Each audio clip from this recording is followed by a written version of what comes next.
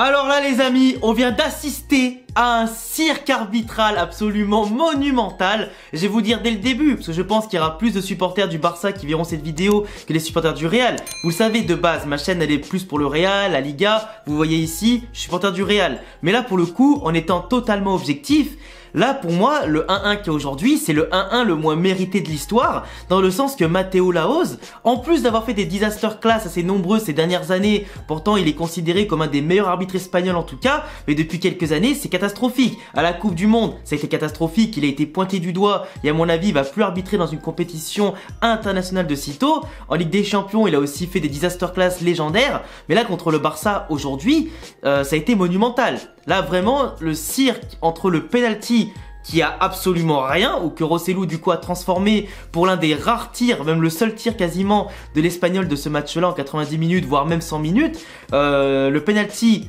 inexistant à mon sens, c'est trop petite pousse légère dans le dos, le gars se jette avec une simulation grotesque et je comprends pas comment aujourd'hui avec la VAR, avec le nombre de personnes qui voient la situation, comment tu peux siffler penalty là, tu vois. C'est limite, c'est un petit peu à l'image de certains penalties de l'Argentine hein, pendant la Coupe du Monde, on va pas se mentir, ou de certaines nations avec des penalties extrêmement légers, ou même des penalties qu'on voit à travers le temps et à travers toutes les compétitions, tous les championnats, où maintenant t'as l'impression que les arbitres ils se laissent avoir au moindre vice, etc. Malgré que t'es la VAR ou pas, tout le monde se laisse leurrer, donc c'est un peu chiant. Mais là pour le coup le penalty, il y avait strictement rien. Dans un match pourtant entièrement contrôlé par le Barça, qui avait quasiment 75% voire 80% de possession du ballon sur l'ensemble du match, qui jouait dans un fauteuil, qui a marqué très tôt par Marcos Alonso, en tout cas un beau but avec des triples têtes entre Lewandowski, Christensen et lui derrière. Tu vois, en plus le Barça était tranquille, ça contrôlait, c'était pas en danger. L'Espagnol n'arrivait pas à franchir les 30-40 mètres du Barça, ils étaient étouffés. Le Barça, ils avaient la possession, du coup ils défendaient très haut en ayant un bloc très haut forcément pour occuper la surface adverse. Ça multipliait les occasions, les tentatives, avec un Rafinha qui était plus en jambes que d'habitude, un Lewandowski certes transparent globalement, qui a pas été exceptionnel, mais en tout cas qui était accompagné de joueurs à côté de lui qui faisaient un peu plus de différence. Donc le Barça a eu quand même eu des occasions de tuer le match par Rafinha, par Lewandowski aussi justement en deuxième mi-temps, par aussi Marcos Alonso qui aurait pu marquer peut-être un ou deux buts aujourd'hui, Christensen aussi qui aurait pu être un peu plus dangereux sur les coups de pied arrêtés, qui a bien failli marquer. Mais globalement le Barça, même s'il y a eu des mecs comme Ansu Fati qui d'ailleurs commence à être inquiétant parce que avec l'Espagne il a pas été intéressant durant la Coupe du Monde, il a très peu brillé, très peu joué. Avec le Barça depuis le début de saison, ça se voit quand même que ses blessures de l'époque restent dans sa tête et que physiquement il est plus aussi affûté qu'avant et que mentalement il prend beaucoup moins de risques qu'avant, il joue un petit peu sur la retenue et ça se voit qu'il n'arrive pas à se libérer, même si par moment il arrive à marquer en revenant de blessure ou quoi. Là ça se voit qu'il fait plus de différence du tout et en plus tu le remplaces derrière par un Ferran Torres qui est pas un joueur non plus exceptionnel, qui fait ce qu'on lui dit. Il est vrai, Xavi a réussi un petit peu à le retransformer un peu en le mettant sur le côté gauche, en faisant jouer d'une façon à occuper les espaces et en libérer d'autres et à jouer finement, mais globalement Ferran Torres c'est pas non plus un giga crack, tu vois. Dembélé quand il a remplacé Rafinha, pareil, Dembélé à l'image de sa Coupe du Monde avec l'équipe de France, c'est extrêmement limité ce mec, c'est extrêmement limité. Tu peux pas lui faire confiance pour les moments les plus importants et ça se voit, tu vois. Des prises de décision un peu bizarres, des tirs un peu forcés, des dribbles des fois utiles mais des fois après il prend pas la bonne décision. Enfin voilà, après il a pas joué beaucoup donc forcément en reprise de Coupe du Monde faut pas trop leur en demander, mais globalement le Barça qui a joué avec, à mon sens, par rapport au Real d'hier contre Valladolid, ils ont joué avec plus de sérénité, plus de confiance, plus de contrôle, techniquement plus juste avec De Jong, Gavi, Pedri. D'ailleurs Gavi, il s'est fait mal, d'ailleurs du coup il est sorti pour Busquets, qui a pu reprendre aussi un peu de rythme en jouant aujourd'hui, qui était pourtant intéressant mais qui a pas pu faire de différence non plus. Le Barça il est clair qu'au milieu de terrain, ils ont certes de la technique mais il leur manque peut-être plus d'impact physique pour faire mal, plus de verticalité aussi, pour les rendre moins prévisibles parce que l'Espagnol, même si finalement ils étaient un peu asphyxiés, qui bougeaient pas trop, bah en défense, tu vois, le Barça au final n'a marqué qu'un but. Ils ont marqué dès le début, mais après derrière, ils ont pas fait ce qu'il fallait pour aller en planter 2, 3. Même s'il y a eu un bon gardien en face qui a arrêté les occasions les plus chaudes, le Barça n'a pas non plus eu, je crois, pendant 40-50 minutes de suite, d'occasions extrêmement dangereuses, tu vois, dans les 6 mètres ou la surface adverse. C'était plutôt des tentatives lointaines, des tentatives contrées, des coups de pied arrêtés, mais pas non plus des trucs aberrants, waouh, il a raté, c'est affreux, tu vois.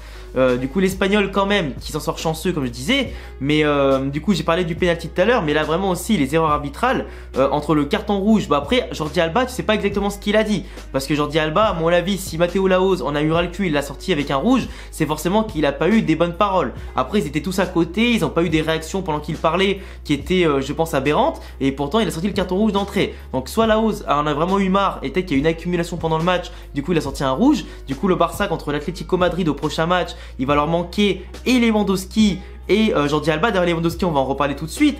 Lewandowski qui était de base suspendu parce qu'il avait pris un rouge au dernier match de Liga avant la Coupe du Monde, et le mec du coup doit rater 3 matchs normalement. Il y a eu des conseils, des commissions, je sais pas quoi, donc de base il y avait une hésitation entre 2 matchs suspendus et 3 matchs suspendus. Finalement c'est resté à 3, il y a eu un appel et globalement la décision a été mise en attente. Sauf que ça les amis, c'est du jamais vu dans l'histoire du football espagnol, du jamais vu dans le football européen voire mondial, qu'un mec qui prend un rouge joue le match d'après. Parce que t'aies 2 ou 3 matchs, ok, il y a une commission qui est mise en place, mais par contre le premier match qui est juste après, t'es censé te le prendre dans la gueule, t'es pas censé jouer en fait. Depuis quand un mec doit jouer? Au final, il a servi à rien, bon il a pas marqué, il a pas été bon, mais globalement le premier but de Marcos Alonso vient aussi de sa tête ratée, tu vois. Même s'il aurait pu marquer sur l'action, sa tête foirée revient sur Christensen et après derrière sur Marcos Alonso, donc techniquement il est aussi à l'origine du but du Barça.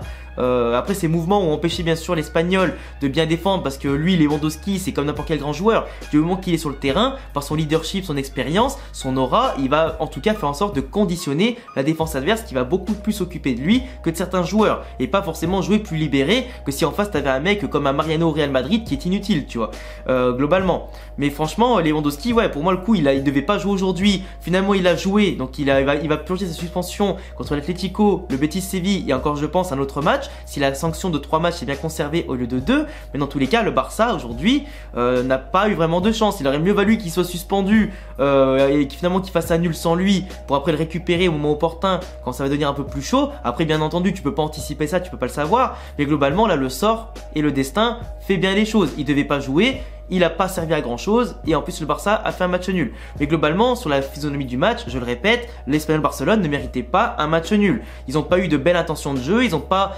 essayé globalement d'égaliser, du moins ils n'avaient pas les moyens techniques ni physiques, parce que pourtant la globalité des joueurs de l'Espagnol n'ont pas fait le mondial si je dis pas de bêtises, ou peut-être 1 ou 2 grand maximum, tu vois. J'ai pas trop fait gaffe à la composition et tout ça, mais globalement comparé au Barça qui a eu beaucoup de joueurs mondialistes qui sont allés loin pour certains, entre les déplacements, la fatigue, etc. Normalement, c'est l'Espagnol Barcelone qui aurait dû rentrer plus physiquement dans ce match-là. Parce que quitte à être techniquement à la ramasse, ce qui n'a pas eu photo en tout cas en termes de possession, d'occasion et de maîtrise du jeu, l'Espagnol Barcelone, dans un derby en plus à l'extérieur, aurait dûu montrer un peu plus les crocs, un peu plus les dents, à croire qu'ils étaient là pour jouer le match nul et profiter du moindre coup de pied arrêté qui était assez maigre de leur part aussi. Et ils en ont pas trop profité, tu vois. Ils ont eu quelques incursions mais pas plus. Ils n'ont pas apporté de danger, de verticalité, de vitesse, de percussion. Le Barça était tranquille. Franchement, les défenseurs étaient tranquilles, que ce soit Baldé quand il est rentré, qui a proposé beaucoup offensivement, que ce soit les défenseurs centraux, Alonso, Christensen. Pourtant Alonso c'est pas un central de base, c'est un arrière gauche. Donc pour montrer quel point l'Espagnol n'a pas été dangereux, avec Rosselló tout ça, c'est que les défenseurs centraux et même ceux qui ne le sont pas de métier, ou Koundé qui était à droite par exemple, qui n'est pas un arrière droit de métier, ils étaient tranquilles. Le milieu de terrain, on jouait tranquille comme dans un fauteuil avec des chaussons. Les attaquants, bon c'était pas les plus incisifs, mais ils ont quand même bien joué globalement.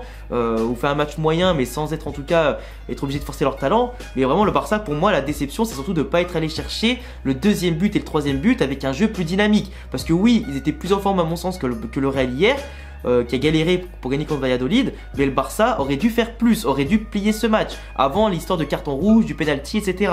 S'il y avait eu 2-3-0 à ce moment-là, franchement il n'y avait rien à dire, même 4-0 tu vois.